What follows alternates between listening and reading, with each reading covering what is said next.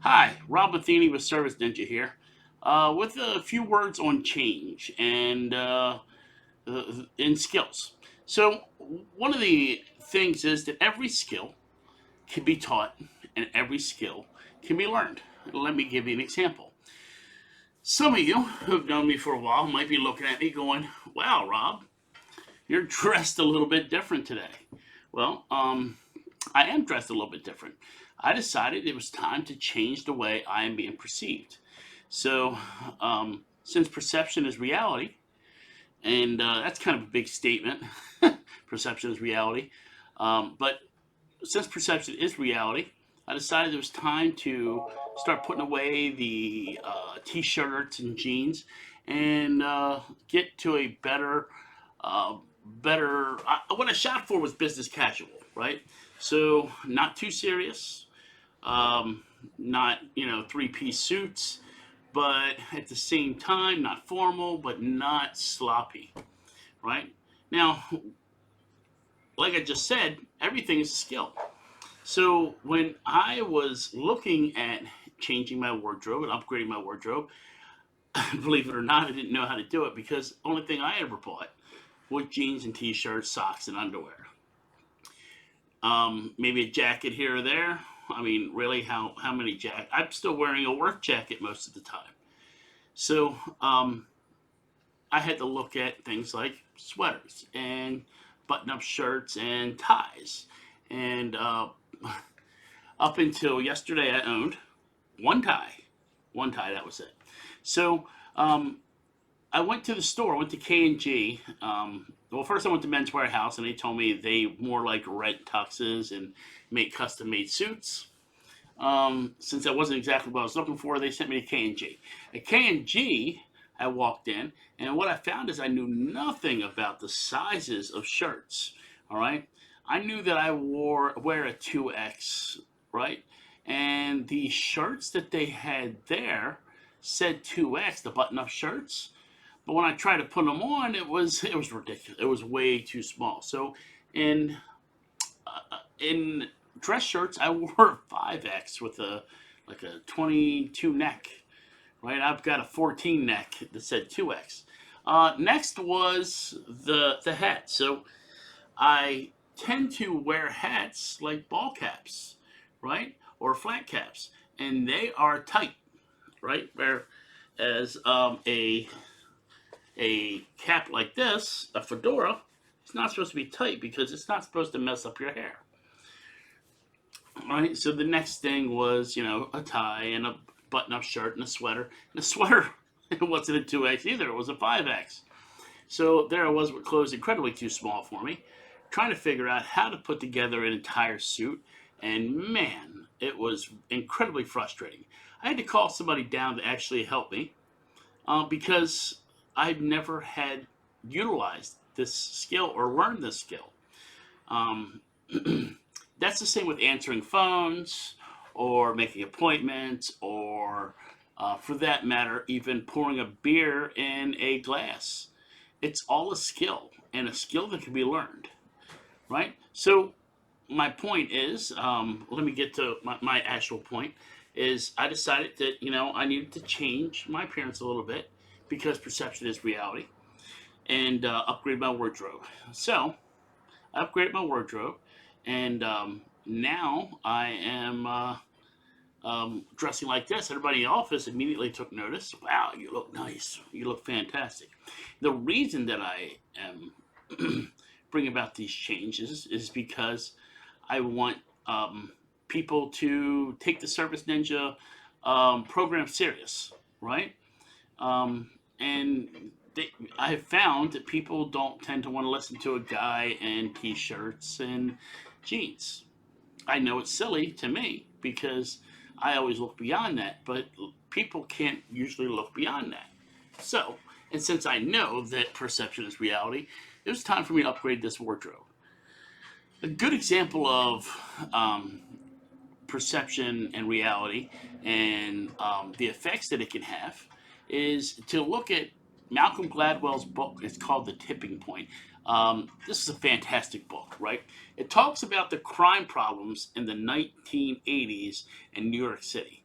among a whole lot of other things. But the crime problems in New York was one of the paramount issues, and how they brought about changes that made that crime problem go down significantly.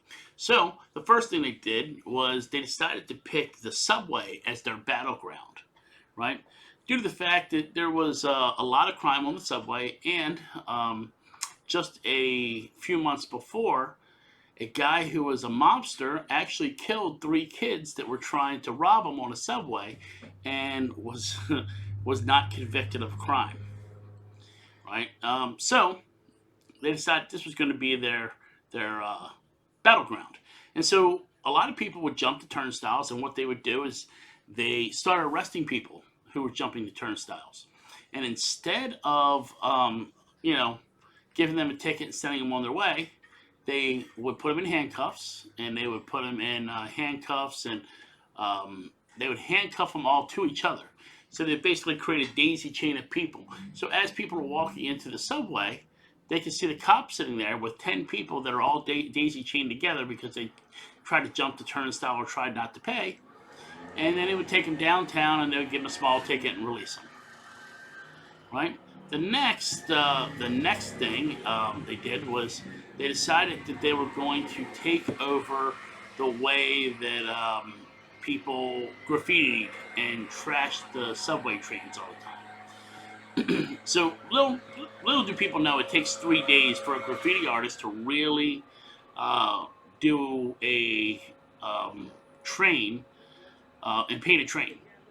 So the first one is they would lay down the background. The second day is they'd lay out an outline. And the third day they would fill in all the color.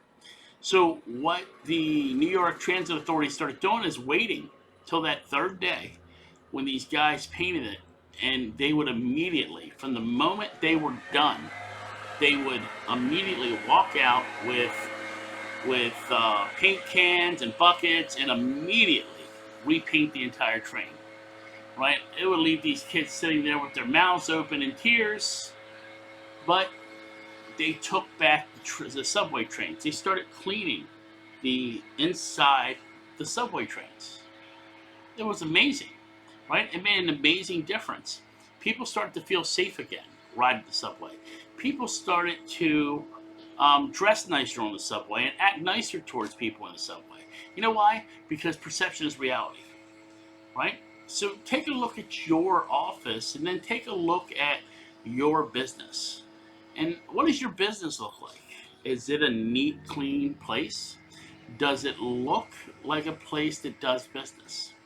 If your shop is one or two rooms, and the walls haven't been painted in 10 years, and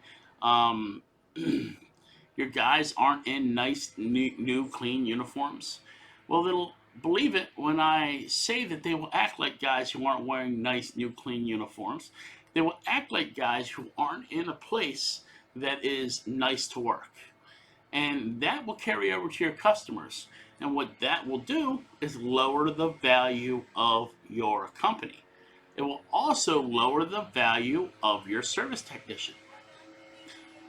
I can't tell you how many plumbers, people in Maryland think that plumbers are valueless. Like, I mean, I had people call up and say, "Wait a minute, I need a toilet replaced. I'm willing to pay you $300." And I'm like, "Well, okay, so we don't do toilet replacements for $300. They start at $6 and they go up from there." Well, I'm willing to pay $800 to put in my water heater. Well, we put them in for $2,000 and up. That's sorry. And so you have to build value by creating an atmosphere that your people feel like they're worth something. And they got to feel like their company is worth something. And they have to feel like the uniform on their back is worth something. And the truck that they drive is worth something. And their skill is worth something. Right? So just a thought for me to you. So the book I was talking about, if you get a chance to read it, it's by Malcolm Gladwell. It's called The Tipping Point. Take the time to read it. It's a great book. treat people right, and they'll treat you right. And I look forward to showing you my next outfit tomorrow. Tomorrow I'm going to the Better Business Bureau Big Blue Bash with representing Reliability Home. Yay! And we're going to go there, and I'm going to have some film on the Reliability Home website. So if you get a chance to take a look at that, it'll be me and Crystal C. Other than that, have a good day, and Service Ninja out.